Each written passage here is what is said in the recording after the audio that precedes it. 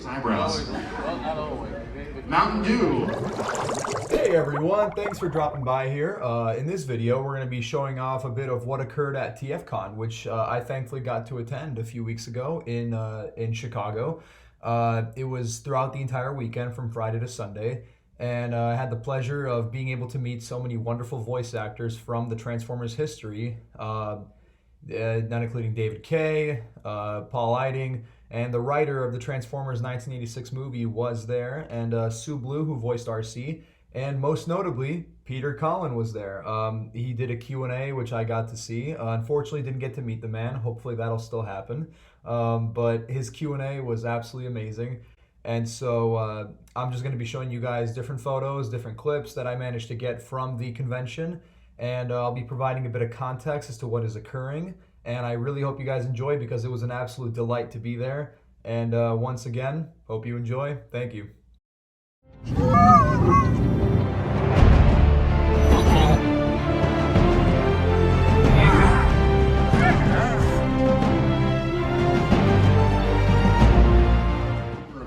Prime. This is a wallpaper of Optimus Prime. This is an unlicensed good. I don't know how this made it up here. I apologize. Well, the art is licensed. So the guy here in the video spent about an hour showcasing different types of Transformers figures, like bootlegs, official figures, and just the most obscure thing you've ever seen. And the crowd was loving it. It was really like the most passionate part of TFCon, because everyone was just having a good time laughing at these like weird figures, Transformers socks, Transformers Pez dispensers. It was so weird, yet amazing. Car, it's a bus with Transformers. The bus is advertising Transformers, but you gotta buy the bus to buy. I didn't want to know what this is. Then we got to hear from the writer of the Transformers the movie, the 1986 film, Ron Friedman. And despite the fact that he is 90 years old, he quite literally carried TFCon from Friday night, to where there wasn't like a lot of people there, to Sunday. He was there all that whole weekend, almost at every panel. And he was always speaking, and he always had a high jolt of energy, and he was still excited to talk about this thing that he made 40 years ago.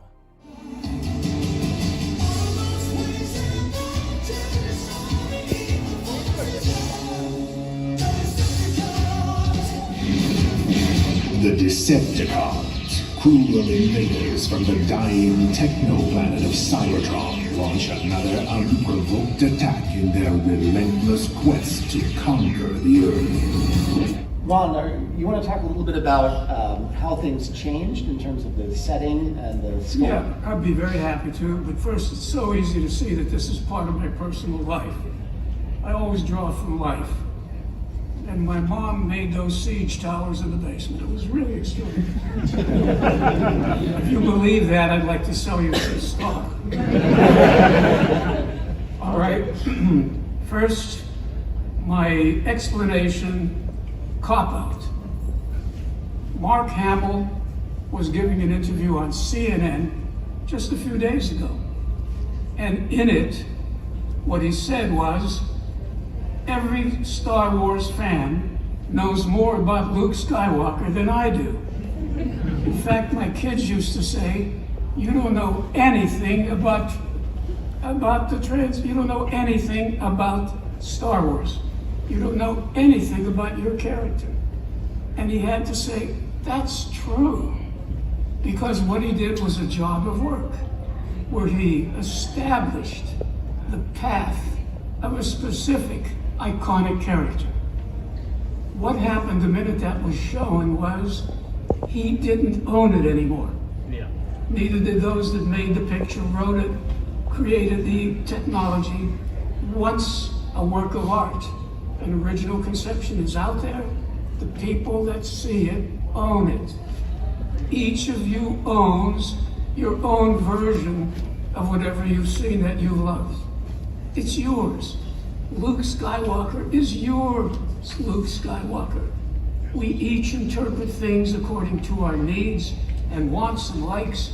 So what this means is, in the intervening time, where Star Wars exploded in many different chapters, in many different arenas, in many different formats, Mark Hamill was not watching. That's my cop-out for this. I wasn't watching after I wrote it, and that was 38 years ago.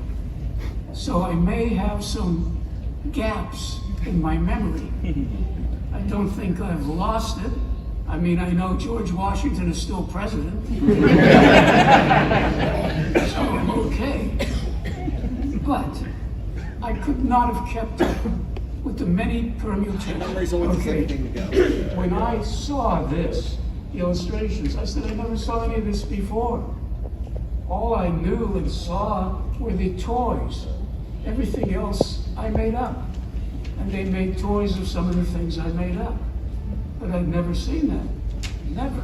So I said, it must be a fake. And I started to read the script, and I said, it is a fake. I don't remember any of this. But it finally settled in, and it was. But right now, 38 years later, to see how this franchise has continued to grow, and how the original stuff has been resurrected because it speaks to you, is really gratifying. It's incredible to me. My only regret is I don't get residuals. That was the first round of Tfcon with the writer of the 1986 movie speaking. And that was pretty much the only event today. Tomorrow there's gonna be more, including a Peter Cullen Q&A, which is gonna be nice. Yeah, I hope you guys like the footage and stuff like that. This has all just been really interesting, really cool. And I got to shake the hand of the writer, Ron Friedman, the guy who killed Optimus Prime. And I got to thank him for it. I told him, thank you for being bold enough to kill off Optimus Prime. And he told me, of course. So he's a very casual man. And yeah, I'll see you guys tomorrow then. Thanks so much for tuning in. So day 2 started out really well, with a giant room showcasing different toys and incredible art, including this funny little guy. And the lines for the actors started: David Kaye, Sue Blue, and Paul Eiding. Meeting Paul Eiding was an amazing moment in particular. I've been a fan of Ben 10 since 2005, and I kick myself for not bringing my old Ben 10 DVDs. But I got to tell him what he means to me, and how he's always been and will be my Grandpa Max. And it was so clear how much this meant to him, and it made for a really surreal experience. Thank you for your time, Mr. Eiding. I'll go back to watching my old DVDs and hoping that someday I get to work with you. I'll never forget the moment you gave me. Thanks again, Grandpa. Thank you, sir. Ben, it takes more than a nominatrix to be a hero. I'm trying to remember how I put it. It's more...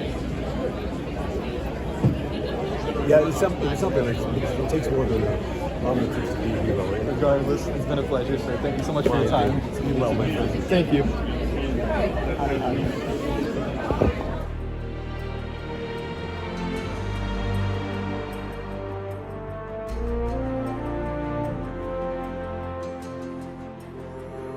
Next, I had the opportunity to see the first totally fan-made Optimus Prime truck created by Mr. Joe Fiducia, who is known as Optimus is Here on all social media platforms. I linked an article that goes into detail on what his cause is, because it is amazing. It's really inspiring. He was so kind and so willing to explain his goal with the truck.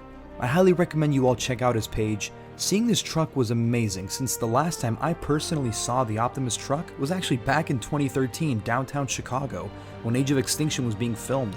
I never imagined I'd see it again a decade later. And I gotta say, that truck has never looked better. Next up, there was a Q&A with Sue Blue, the voice of RC, and David Kaye, the voice of, well, you know.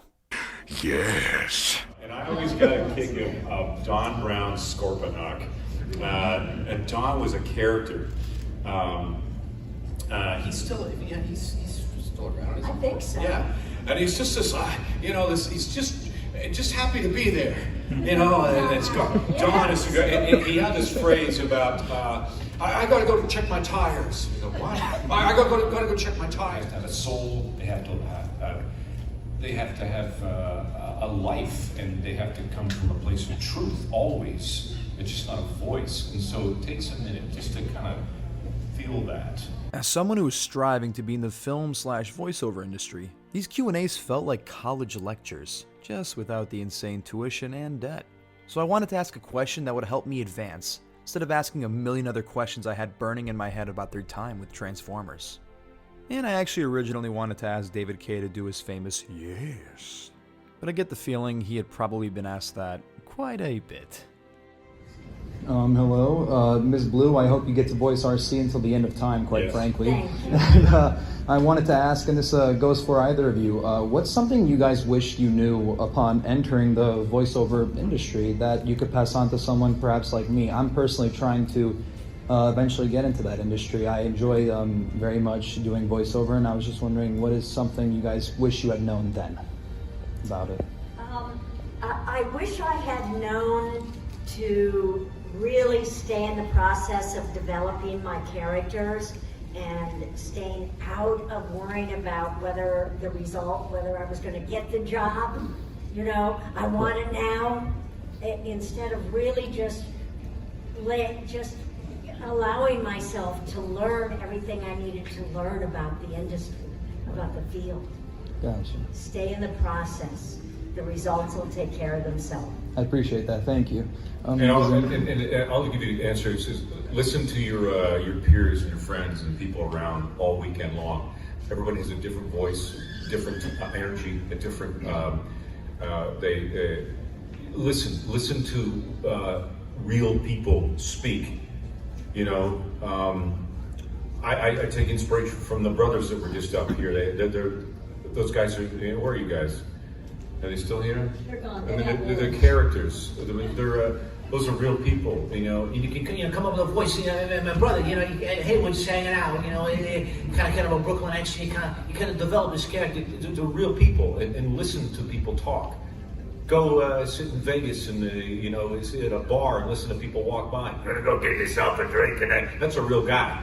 Okay. You know, they're all real people. So take your inspiration from, like Sue said, every day from around you. Listen. Use your ears. That's your most important arsenal in becoming a voice actor. Gotcha. Thank you guys so much for your time. Thank you. After that came the costume contest, of which, without shame, I screamed in excitement for each and every costume. I mean, look at these are incredible.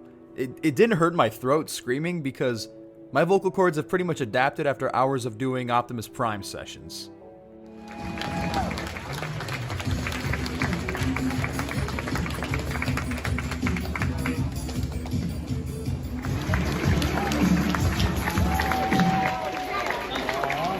I'm sorry. Did you have something to say?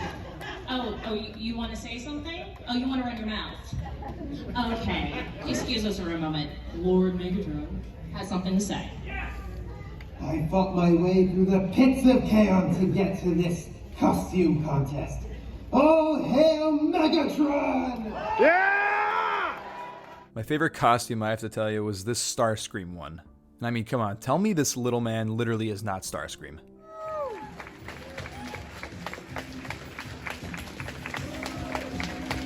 Yeah! Woo! Let's go! Starscream! Starscream! Starscream! Starscream! And eventually the camera guy pointed in our direction, and I got to see what I really look like. And I gotta say, I expected more. Then the moment of glory came. Not just the voice, but the man who is Optimus Prime came in for his Q&A, and this was the only event that was totally packed, that had a line that spanned a mile all throughout the building, where people were being told, you're probably not going to be able to get in.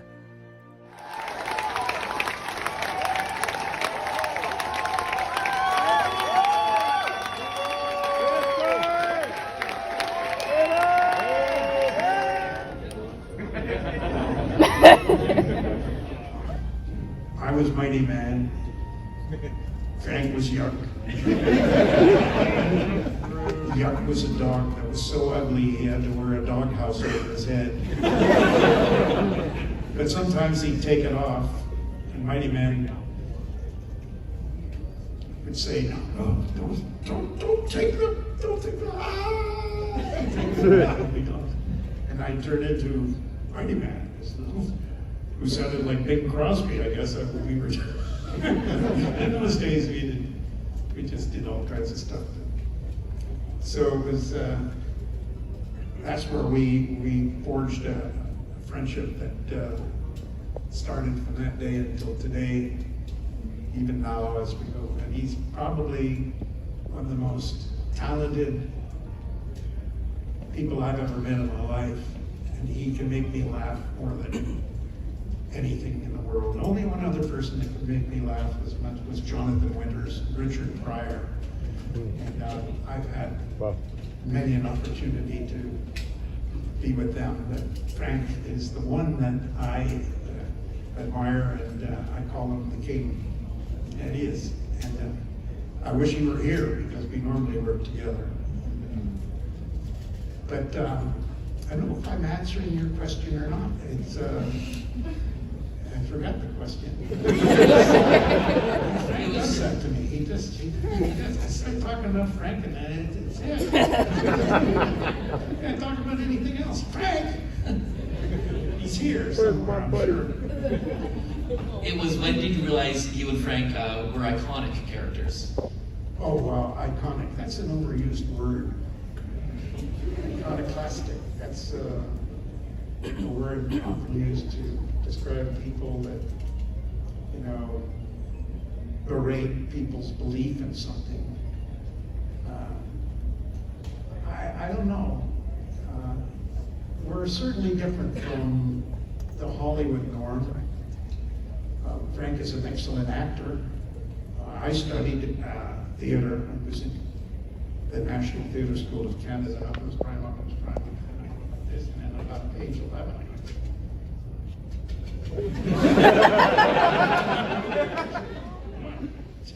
I said, Frank, look here, and I start reading down. I said, Optimus Prime takes deep breath and dies.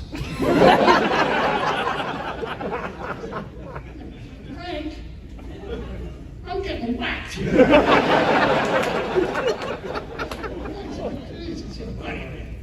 said, no, I'm getting whacked. That's it. Like that fella. Wow. Oh, wow. Yeah, okay. You know, I didn't like that at all. Yeah, I didn't like it at all. And one of the reasons was because the actors that I was working with were so great and so much fun, you know. We had so much fun doing those G1 shows. And we enjoyed each other, you know, and we always made each other laugh. And it was just a non-stop laugh session. And that drove the producer and directors nuts, you know. Can we have some order in there, please?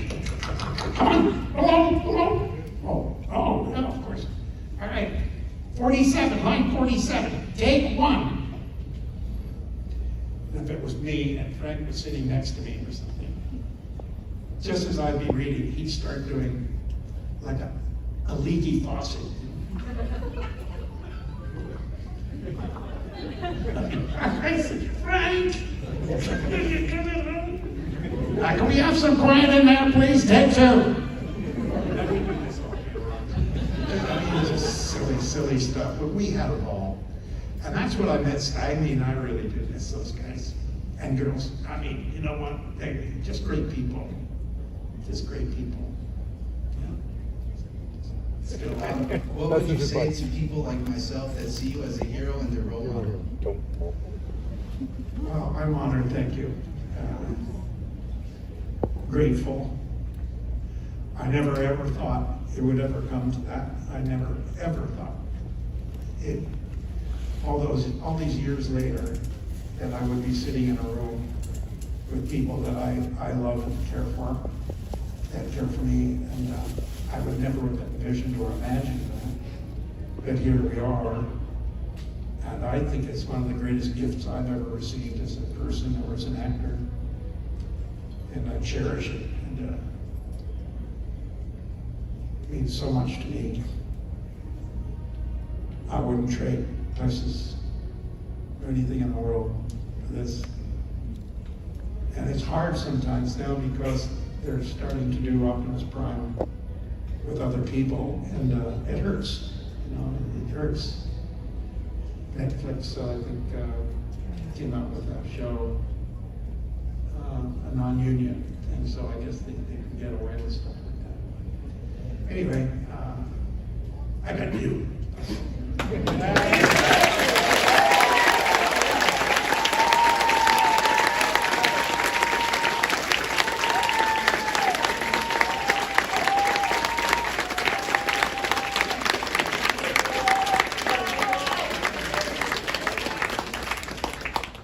Autobots, transform and grow up! It's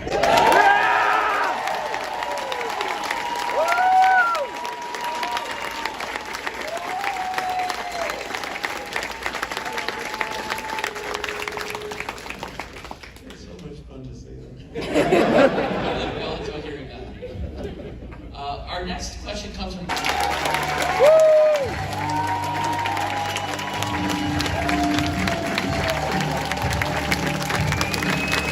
I love you guys. We love you.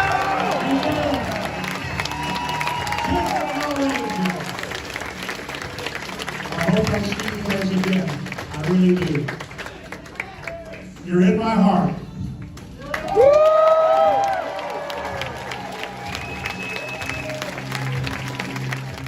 Mr. Peter Cullen was the absolute life of the party. It was an amazing pleasure getting to hear him speak.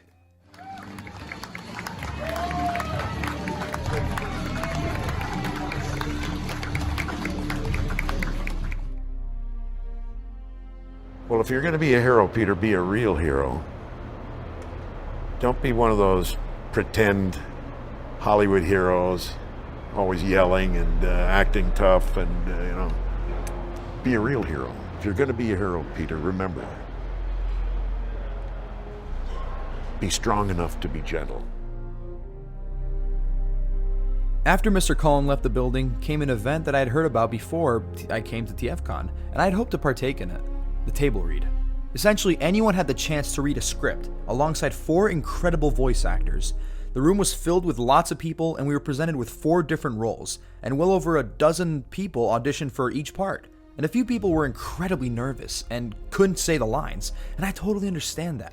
Reading into a microphone in front of a room of people, in front of 4 major voice actors who are your judges, sounds like the most nerve-wracking thing ever, and it was.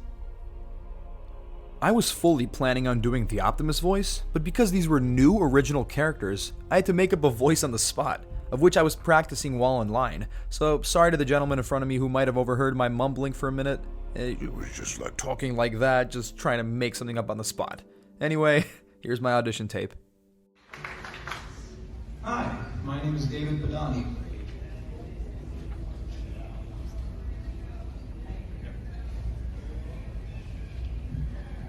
I haven't seen anything this brutal since Protoform X rampaged his way through Colony Omicron.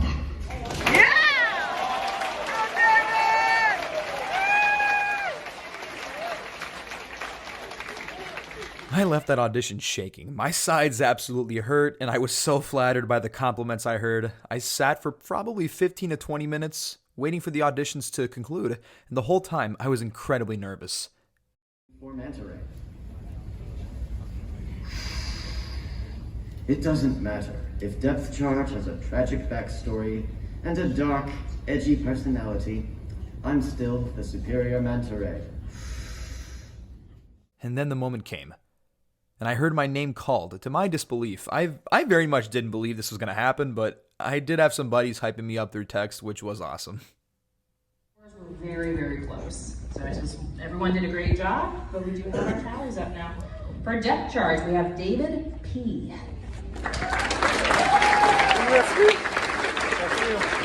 From America, we have Laura B. Oh my God. Oh, shit. I don't know what to do with myself. I got to sit and read a TV episode long script alongside David K., Sue Blue, Paul Eiding, and Andy Barnett. I was absolutely losing my mind and couldn't stop staring at all the voice actors repeatedly. But can you blame me? I mean, these are my heroes up there, and I got to feel like one of them for an hour. I could not have asked for a better opportunity. There was a moment where David K. looked over at me and presented a thumbs up. Such a simple gesture that meant the world to me. It made me believe more than ever that I could actually do something with these goofy voices I started doing back in middle school. forgot his name. We are...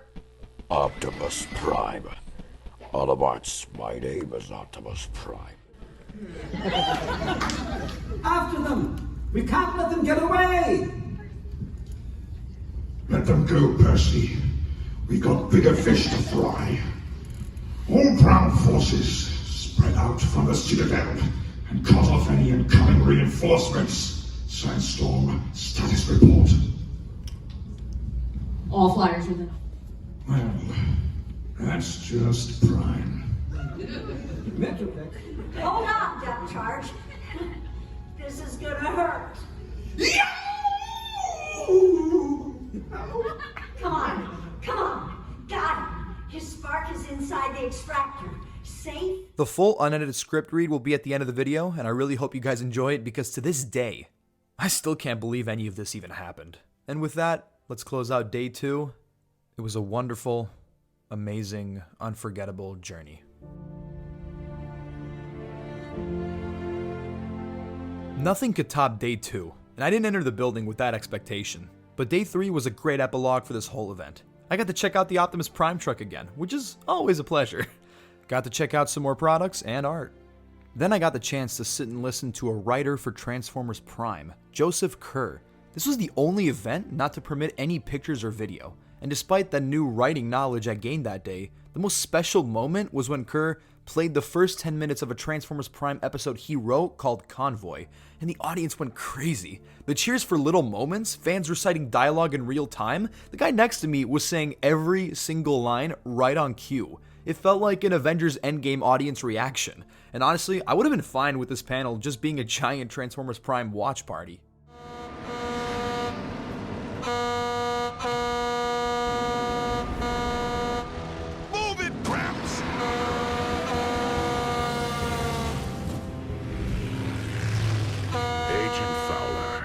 Is that really necessary?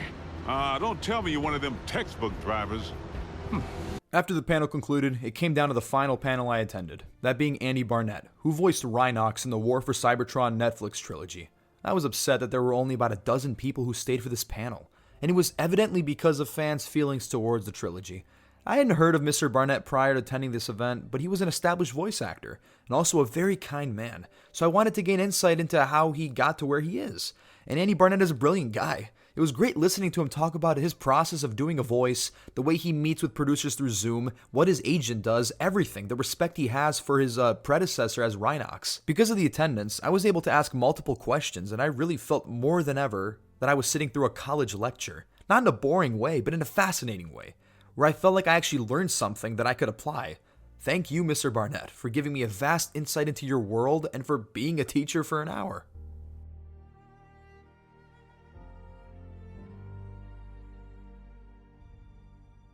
And with that, I thank you for sitting through this journey with me. It was just 3 short days, but they were some of the best days of my life. I had never been to a convention before, but I see what I've been missing out on, and I can't wait to go back, and hopefully someday I can go back not just as a fan. And with that, here's the table read. Thank you. Cue the orchestra. All right. So nervous. All right, guys, we're ready to start. Cybertropolis, a city in ruin. The Decepticon city formers, Trypticon and Metro Titan, have unleashed their wrath upon the Cybertronian capital. Try as they might to contain the threat, the techno-organic Maximals proved to be no match against the dark energon-fueled Titans. Magnaboss and Tripredicus have been lost in battle. The Pax Cybertronia has been dissolved. The Predacons have answered Starscream's call to arms. A new great war has begun. Tfcon is proud to present Apocalypse and Chill. So, Starscream Ghost has returned, possessed the City Speaker, and has commanded the Titan to rampage across Cybertron. Some things never change.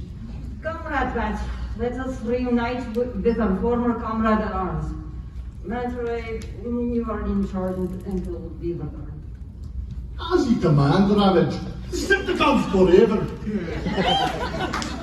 After them! We can't let them get away! Let them go, Percy. We got bigger fish to fry. All ground forces, Spread out from the Citadel and cut off any incoming reinforcements. Sandstorm, status report. All flyers within a 5 micro-squad radius are in the air and flying low. We'll use their size to our advantage. Everyone, aim for the legs! A volley of blast strikes at the Titans, but they are unfazed and they continue their attack. Incoming transmission from pipes. No additional city speakers have come forward to help with Metroplex. He's stuck in city mode. Well, that's just prime. Metroplex should still be able to transform into battle station mode, even if his Tcog is out of commission, and provide additional cover fire with his superior arsenal, just like he did during the Battle of Autobot City in the year 2005. But was that actually Metroplex? Is Metroplex supposed to be Autobot City itself? Or is he just a component of it? Or is he a separate entity altogether? They never really made it clear. You're choosing now to inquire about that? Slag this. I'm going to join the Flyers. Those Titans must have a weak spot. Sorry, but you're grounded, fish stick. Besides, you Maximals are merely delaying the inevitable. The long-awaited return of Air Commander Starscream has only further inspired the already driven Predacons to retake Cybertron once and for all. Rhinox's chain guns of doom strike the ground beneath Ravage and Manta Ray's feet. Oh, please, don't act like Starscream's return was planned all along. The writer of these script readings doesn't have that much forethought.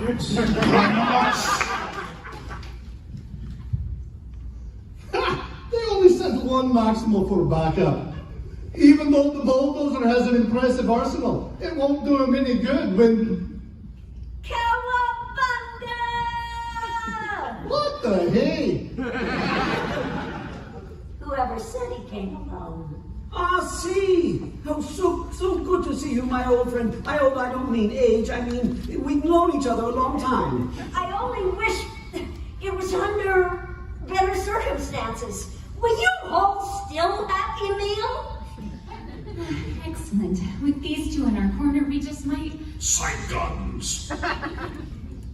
A large explosion rocks the Citadel, sending everyone crashing to the ground. What was that? Whatever it was, it wasn't from the Titans. Guys, RC took a bad hit. She's about to go into stasis lock. I'll do what I can to get her stabilized. I'll start by reattaching her leg. You get her processor back online. Really, everyone? Throwing a parts party without me? How rude. Yes. Took you long enough, and you could have used a little more finesse. Megatron, you're behind all of this? No, he's just the closer. All of this was a joint effort by the new Predacon Alliance. The Tripredacus Council Commission... Who wrote this? I know it was something. The Tripredacus Council Commission Metro Titan Terrence. Good Lord, Harry. Words. The Tripredacus Council Commission Metro Titan. Tarantulas' arachnoids constructed it. Slipstream, or rather a recoded Windblade, possessed by Starscream, recovered Tfcon. It's a medical commercial, trust me, it goes somewhere. The Decepticons overtook the Citadel. The first generation Predacons activated the space bridge, and I... Still talk too much. Maximal buffoon, you'll pay dearly for interrupting one of my patented soliloquies. I don't believe he will, Megatron. Your Megabolt armor might grant you significant shielding against most conventional weaponry, but it will provide you no protection from a bolt delivered by my Tennyson-powered sniper rifle. Tennyson-powered? Grow up, Grandpa Max. Don't you Grandpa Max me, old type. Don't you Grandpa Max me. You son of a glitch.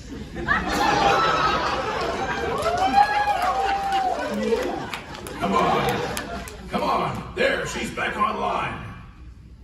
I am hurt. What the? Nothing to worry about. It's just her brain impulses realigning with her database. That's just silly. Misguided brain impulses made her quote a random transmutate line for no other reason than fan service for the audience. How else did you think we were going to get her in the script?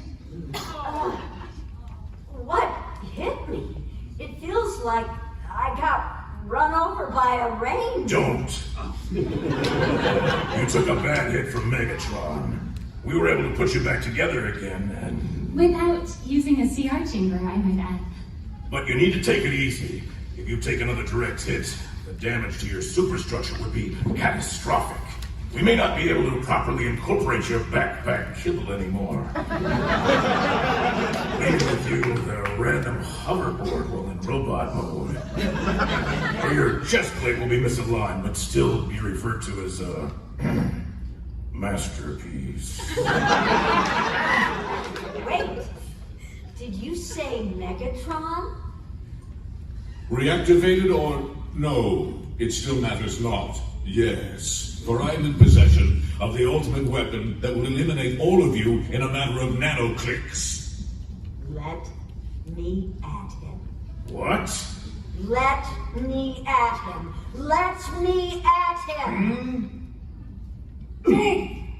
RC smashes into Megatron, and then both crashing to the ground. I'll kill you. I'll kill you. I'll rip that stupid beast machine's helmet off your head, ram it down your throat, and then tear your optics out with my bare servos.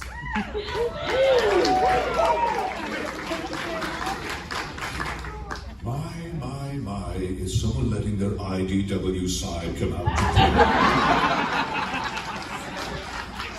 RC, calm down. Let go of me for a second. Let me go. RC, listen to me. The brawn might top the brain sometimes, but right now, this isn't the case. Not when Megatron is boasting about his latest ultimate weapon. Never stopped you before. What is going on, RC? Us G1ers have never seen you in such a state of disarray before. Perhaps a blockage in your emotions chip is impeding the regulation flow to your own core processor. It's not that at all. It's Daniel. But, RC, Daniel perished centuries ago. No. He and Wheelie are still alive. At least they were. They somehow managed to survive the Nightbird attack and teleport to another universe for safety. They were jumping to random time periods in various universes to try and get back home. They arrived in our time period during the 2018 Toronto script reading. When that blasted slag spouting Saurian opened fire and killed them both. Oh, please. Such dramatics for an act I did not even commit.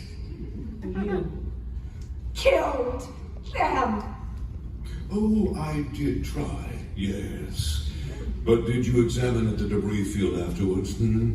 Were there any charred remains of either of them? Components, bone fragments? No, there weren't. They most certainly teleported away before the blast impacted them. Yes. How can you be so certain? I may have PTSD, but I know when I've obliterated something.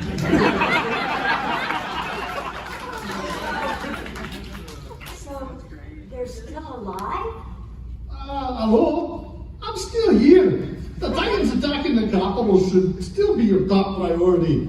Could we possibly steer away from the soap opera shenanigans and get back to the A plot?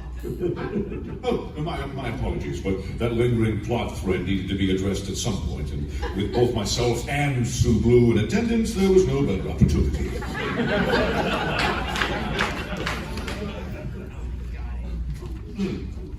Still me.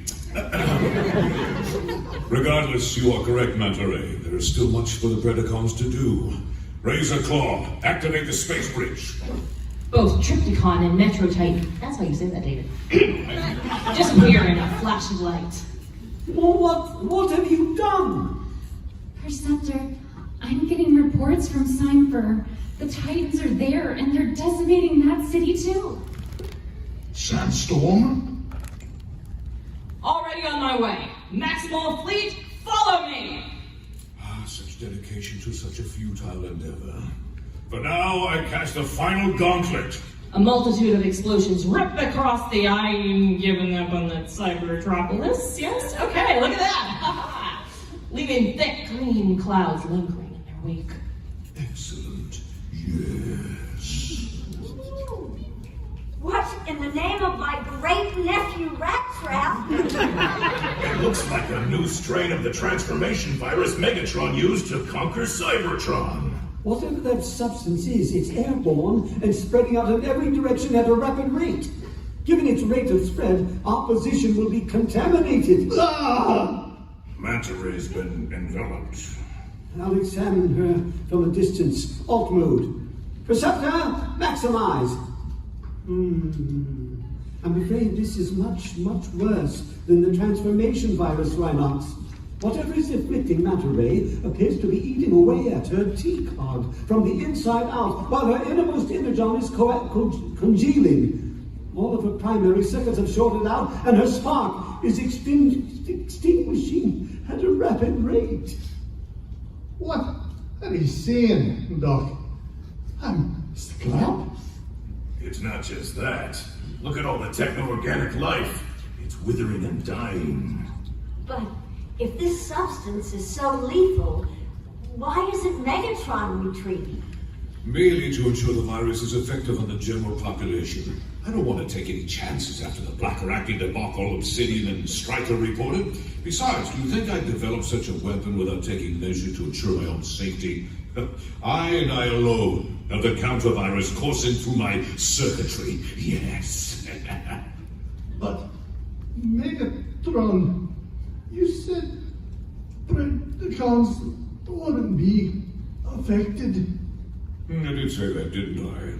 Well, however, after some internal processing, I've decided that I'm tired of betrayals, that I'm tired of disloyalty, and that the only way to move forward is to eliminate all who stand against me. This nucleonic masterpiece will exterminate all life on Cybertron, Maximal and Predacon alike, and once every last spark has been extinguished, I will transform Cybertron back to its former technological glory, and then rule as a supreme, singular core consciousness. Did you hear that? I said consciousness correctly. Yes! Blast ye, Megatron.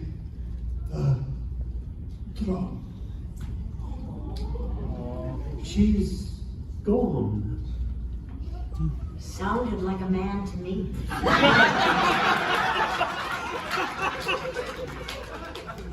This is monstrous. Everyone, open fire. Megatron must be stopped, no matter the cost. Oh no. It's got me to stay back. Worry not, Depth Charge. Your comrades will be joining you soon enough. I don't think so.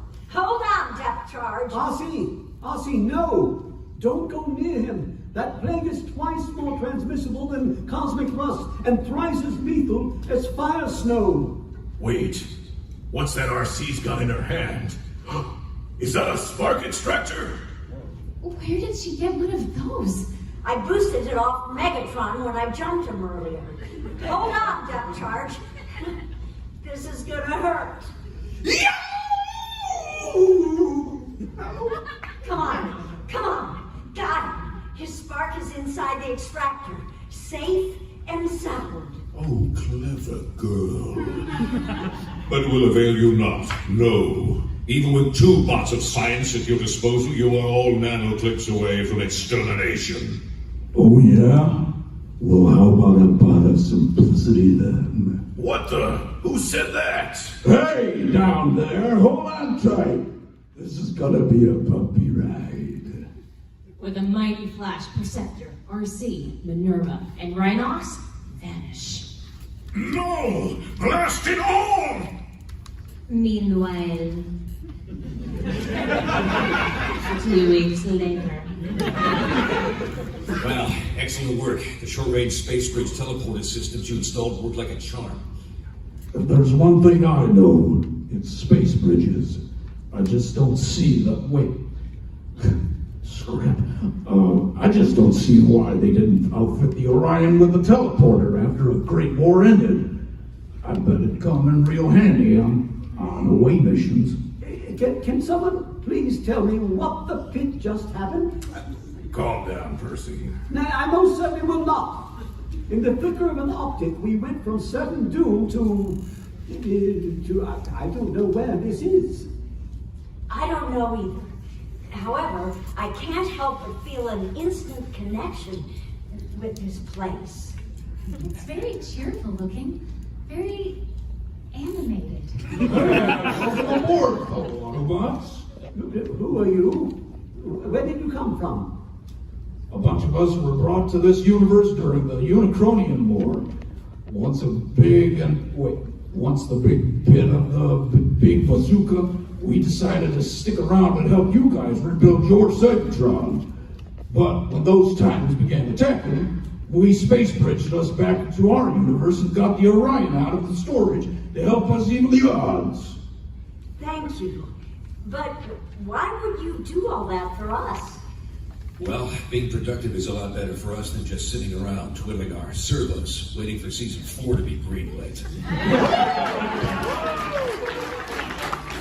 So, we're on board a starship? Are you kidding? Well, you're on board one of the best ships in the galaxy. Well, okay, it wasn't for a while when its primary defense systems were locked out thanks to Cybertron's energy conservation efforts, or when it crashed into Lake Erie, or when it crashed into a mountainside, or when it kept transwarping around the universe, and Megatron and Starscream's severed head inside, or when, I think what my friend here's trying to say is that you're safe inside the Orion. And Cybertropolis? Yeah, Teletran 1. Display live feed of Cybertropolis. It's completely covered. The entire city, it's lost. Were you able to transport any more survivors on board? we barely able to get you 4. 5.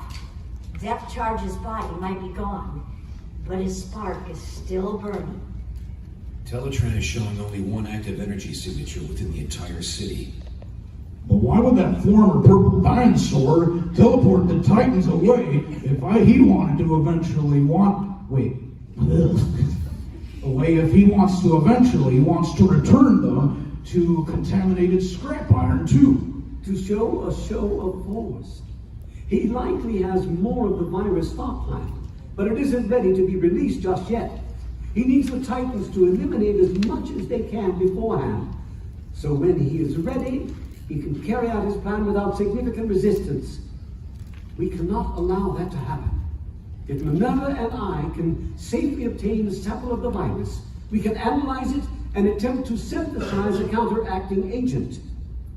If you bots can get me to Optimus Primal, I'll fill him in on Megatron's plans and help lead the charge against the Titans with my chain guns of doom.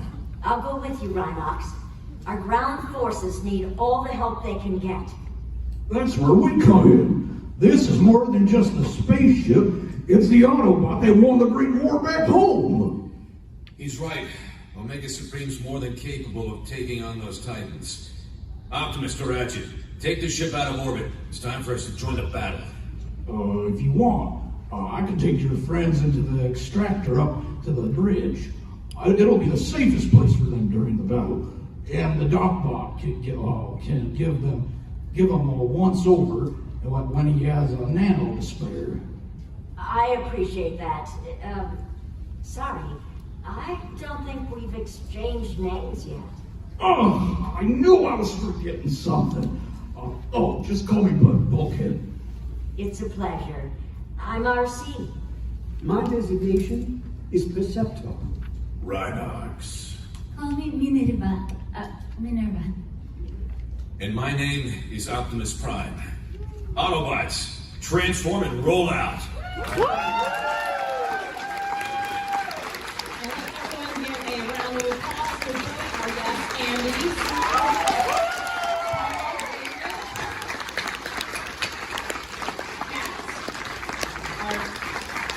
Stand in the other room, and everybody else who auditioned, ladies and gentlemen.